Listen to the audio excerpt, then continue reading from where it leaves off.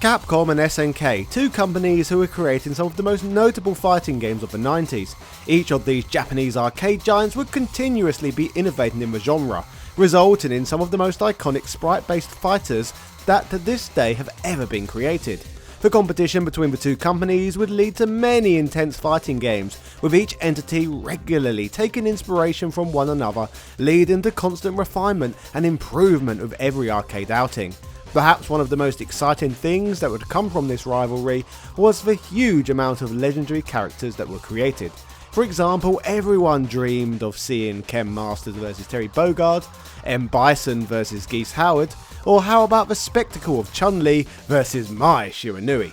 So many salivating scenarios were available from this range of fascinating fights that we thought would only ever play out in our imaginations.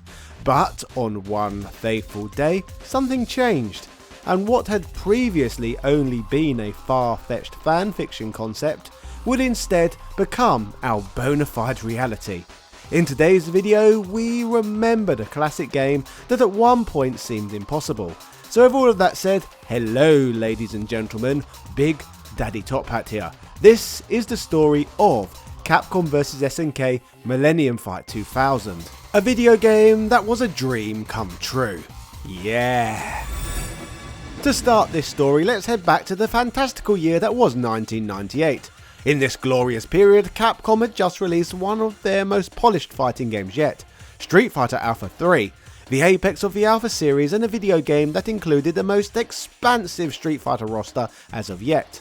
As for their fellow competitor and arcade giant SNK, they had recently released the fighting game The King of Fighters 98 for both the Neo Geo arcade and home consoles. King of Fighters 98 and Street Fighter Alpha 3 were both critical successes, and for many years, particularly in South America and Asia, fans debated which offering from the two franchises was better. However, with SNK and Capcom being direct rivals within both the fighting game and arcade market, the chances of seeing the characters from these two ever face off seemed slim, but that didn't stop seeds from being planted over this period. You see, Street Fighter Alpha 3 and King of Fighters 98 would be covered by several gaming publications, obviously even in the same magazines due to being released around the same time. A magazine known as Arcadia would be one of these publications, and since they were covering both games in the same issue, the typical clickbait style decision was made to smack King of Fighters vs Street Fighter across their bloody magazine's front cover. Unsurprisingly, considering most people do not bother researching past reading a headline, this would lead to many people who saw this magazine on shelves to just automatically assume there was a crossover in the works, meaning they believed it would only be a matter of time until we saw the cast of Street Fighter duke it out with the King of Fighters. The magazine's clickbait style headline led to many gamers doing what gamers do best, pissing and moaning that the headline was not as literal enough for their feeble brains to have been able to comprehend. Being a content creator myself, I am more than familiar with dealing with these absolute Borosaurus Rexes, who despise sensationalism and instead yearn for a sanitary world where no one puts fun spins on topics and instead just delivers dull, monotonous facts. My god, a portion of gamers are boring, sad, grumpy bastards. This general uproar within the magazine's metaphorical comment section resulted in many readers voicing their annoyance at the publication, but regardless of the reason behind this unnecessary outrage, some say that this racket and noise grabbed the attention of both Capcom and SNK, which would supposedly result in getting the ball rolling with the real Capcom vs SNK games that would eventually surface. Years later, in a 2021 interview with Polygon, we would get to learn more about how this crossover came together, with Takashi Nishiyama playing a pivotal role in this process.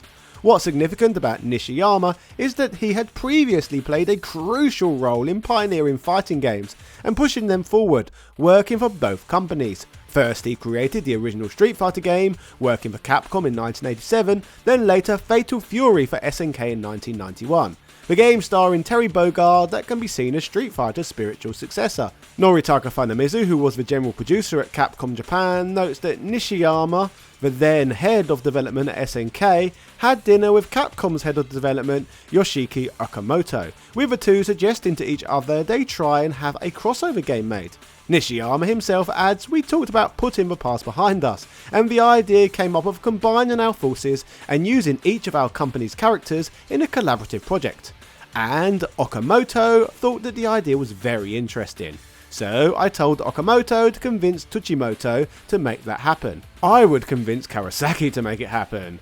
Toyohisa Tanabe, a pixel art supervisor at SNK at the time, adds, "At the time, it's not as if SNK and Capcom never talked to each other or anything, but I had the impression that there was some bad blood between the two.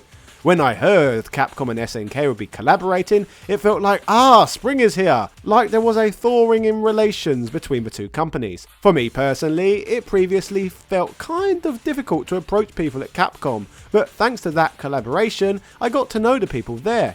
Our relationships improved and we would go out drinking together and stuff. We used to do these Capcom Vs SNK drinking parties together." Tanabe also notes that he doesn't know if this is something he should be saying, but coincidentally, 2 years before Capcom Vs SNK came out, they made King of Fighters 98, and actually had a little bit of time after they finished development.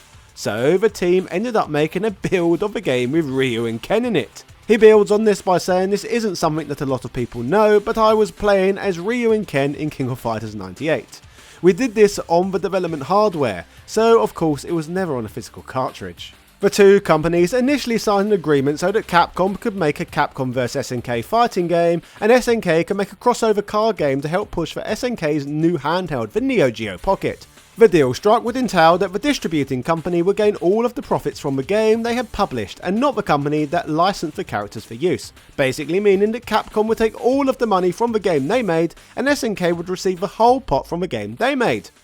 While there would end up being a plethora of crossover games between the two companies, let's focus on the first of these made by Capcom. Capcom vs SNK Millennium Fight 2000 would first arrive in arcades in Japan on the 13th of August in the year 2000. Like Marvel vs Capcom 2 released the same year, the game would run on the powerful Sega Naomi hardware, the arcade board that shared many of the same components as the Sega Dreamcast. Once again, like with Marvel vs Capcom, the hardware similarities between the Naomi and Sega home console would make porting the game over to the Dreamcast extremely easy, resulting in the game arriving in homes just 1 month later.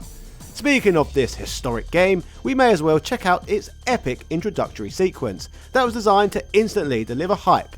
So let's have a quick look.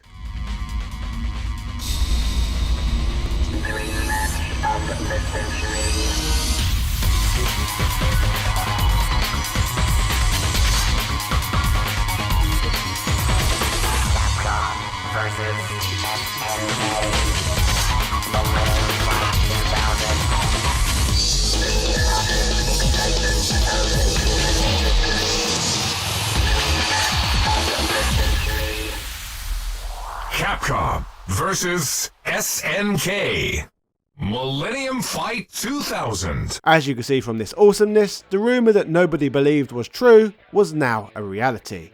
Going far to celebrate both companies' legacies, the opening scene even showcases screenshots from several old Street Fighter and King of Fighters games. The text suggests that it is finally time to establish who is the strongest. So with that said, let's dig deeper straight into this unbelievable game. Rather than arriving instantly at a player select screen when starting the game, you're instead asked to select a groove with two choices, either Capcom or SNK. The two grooves are essentially two different gameplay systems, which we shall discuss more about shortly. From there, you then reach the character select screen where you pick fighters, followed by a choice between playing at either a normal or turbo play speed. Now, more excitingly, let's talk about the game's roster. The game features a tantalising 33 different playable characters, with 28 of these being available from the beginning, and the others featuring as unlockables. As expected, the game presents an even split of both characters from the Capcom universe with those from the SNK universe. Interestingly, and perhaps even disappointingly aesthetically, the roster is not as diverse as, say, Marvel vs Capcom 2, and as a result there are far fewer cutesy and zany characters present. No Mega Man, Roll or Amigos here, but I guess this does at least set a more serious tone. Speaking of the roster, it is worth noting that regarding Capcom's offerings, nearly every fighter is just from the Street Fighter franchise. Morrigan is the only exception to this, with her featuring as the lone non-Street Fighter Capcom character. On the SNK side of things, the roster would mix characters up from King of Fighters, Fatal Fury, The Art of Fighting, and even Samurai Showdown, leading to a little more diversity in terms of the franchises representing SNK, with most of the characters looking like they mean serious business. Compared to Marvel vs Capcom, this game was no laughing matter. I guess Capcom's face-off with comic book superheroes and villains was just a rough and tumble, but against fellow fighting game characters from another company, this was war. Regarding the game's fighting mechanics, let us start by talking about the two grooves we mentioned earlier. The Capcom Groove is a gameplay system taken straight from the Street Fighter Alpha series, which basically consists of filling the 3-level combo gauge to perform more powerful special moves. The SNK Groove, on the other hand, consists of manually charging up the meter by holding down both heavy attack buttons to perform super moves. In addition to this, the SNK Groove also features something known as Desperation Mode, which gives a fighter an advantage when their life is nearly depleted. In terms of the gameplay mechanics, this title introduces more than just a groove system though. The game also entails what's known as the ratio system, resulting in every character being split into 4 groups. The 4 groups are all based on strength, with ratio 1 characters being the weakest, with ratio 4 characters being at the top of the food chain.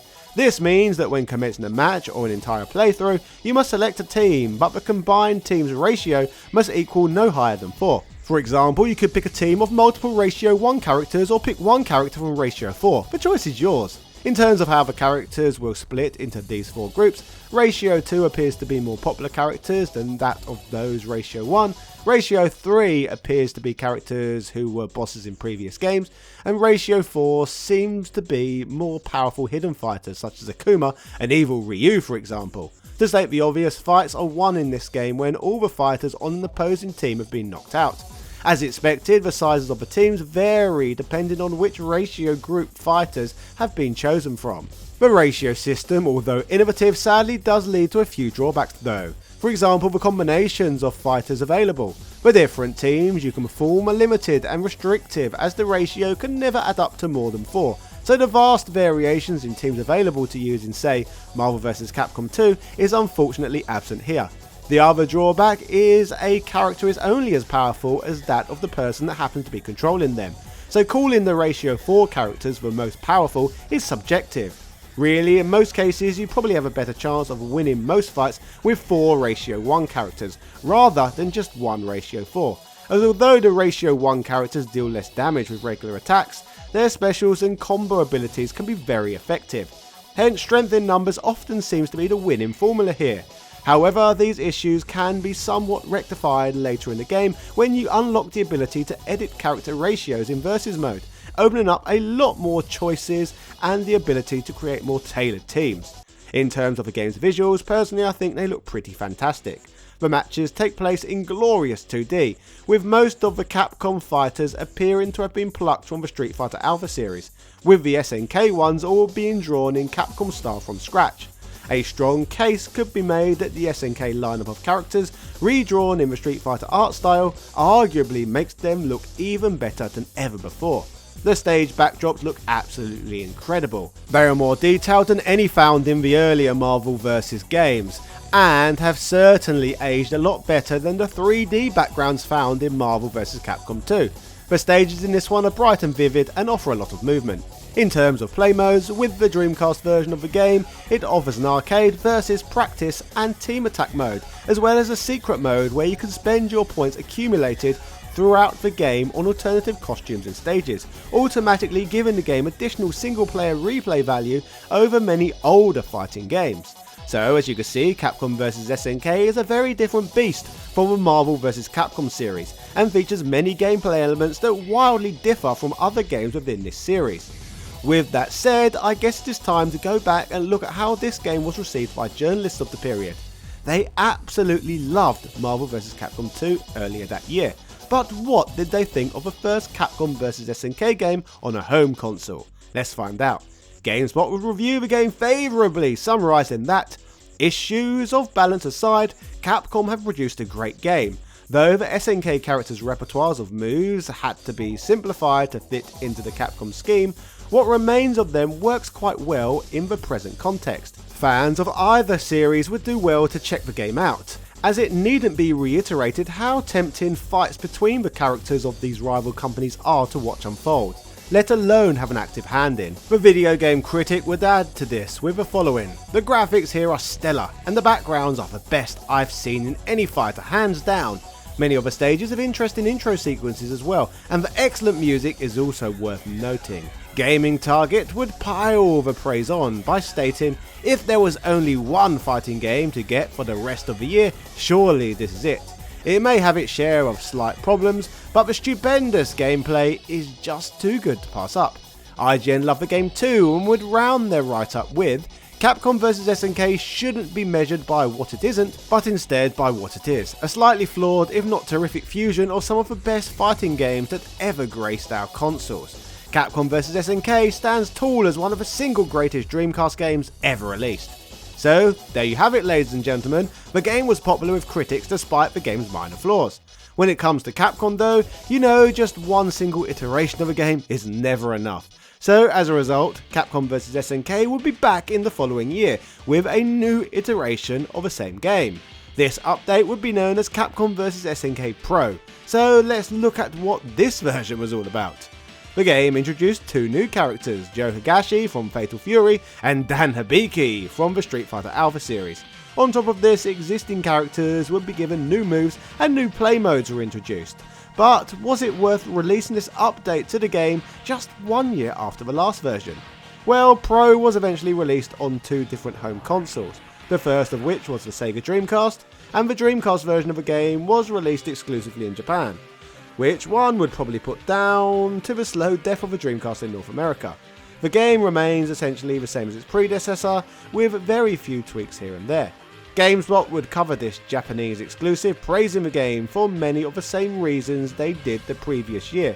However, they would also state that if you already have a first game and have played it long enough to unlock many of its secrets, you'll find picking up an import copy of Millennium Fight Pro amounts to nothing more than paying full price with two characters, and that just isn't worth it.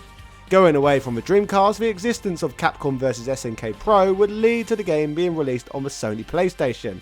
But let us keep in mind that Capcom Vs SNK was designed to run on the Sega Naomi, so how well could the much weaker Sony PlayStation do when it came to handling the game? Especially when the system had never been good when running 2D sprite-based titles anyway. Well, Capcom vs SNK Pro is decent for a PlayStation title, but it pales in comparison to its Dreamcast counterpart. The colour palette looks washed out and the sprites look less vibrant. Cuts were also made to both the character and background animations, making movement less fluid. Still, apart from those differences, the game is not as hindered as the Marvel vs Capcom series on the platform. IGN would cover the PlayStation version of the game, stating, "There hasn't been a PS1 fighter this good since Alpha 3. Dreamcast vets, however, may want to stay away, as there's nothing here to entice those folks to go downgrade. Even still, Capcom vs SNK is a great slugger and deserves our wholehearted recommendation for new and uninitiated alike." GameSpot, on the other hand, would be a little less favourable with their version, stating, "Capcom vs SNK Pro for the PlayStation is about as good a port as it could be, all things considered. However, there are a lot of things to consider. The game is on the aged PlayStation hardware, has some pretty substantial load times, doesn't play very well with the standard DualShock controller, and thanks to its lower graphical resolution, it tends to have less detailed backgrounds and ugly special effects. It's also a port of a game that came out 2 years ago." So that about rounds off all of the different versions of Capcom vs SNK Millennium Fight 2000. The game's first version on the Naomi and Dreamcast was a beautiful little title to offer the play experience largely different from Marvel vs Capcom 2, which launched the same year. Although the ratio system was flawed in places, it was interesting to see Capcom try something new with their tried and tested fighting game genre.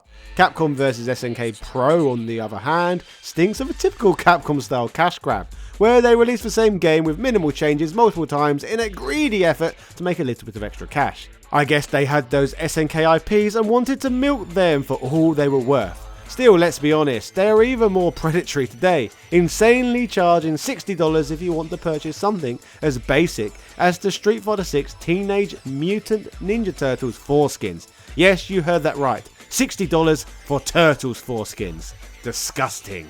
Jokes at greedy Capcom's expense aside, Capcom Vs SNK marks a special moment in history. Witnessing the game being published, Toyohisa Tanabe notes how epic a moment it was for him, adding, "I had worked on the King of Fighters games at SNK, and those were kind of the big party titles where a bunch of different characters came together. But Capcom vs SNK took that festive party atmosphere to the next level by transcending the company's boundaries. In many ways, it was like a dream game for me. It was so nice seeing the characters that we had designed get reinterpreted by the people at Capcom. And as a game too, I really loved it. At the time, it felt like the only way we could ever top this would be if we made a truly Olympic scale fighting game. Something crazy like Sega vs Namco vs SNK vs Capcom." So the dream game that many had fantasized about finally existed.